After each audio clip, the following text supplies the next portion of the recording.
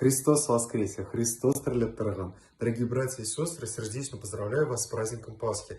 Мы сегодня празднуем великую победу жизни над смертью, победу света над тьмой и победу Христа над грехом и над всем тем злым, неприятным, что есть в нашей жизни, есть в нашем мире. Этот день очень важный, потому что сейчас нам, как никогда, очень важно помнить о том, что добро, о том, что Христос, о том, что любовь всегда побеждает. И какие бы непростые времена не были, очень важно сохранить вот это стремление к Богу, стремление ко Христу, стремление оставаться настоящим человеком, который поможет другому, который не пройдет мимо. Потому что сейчас действительно есть очень много людей, которым нужна наша помощь, нужно наше внимание.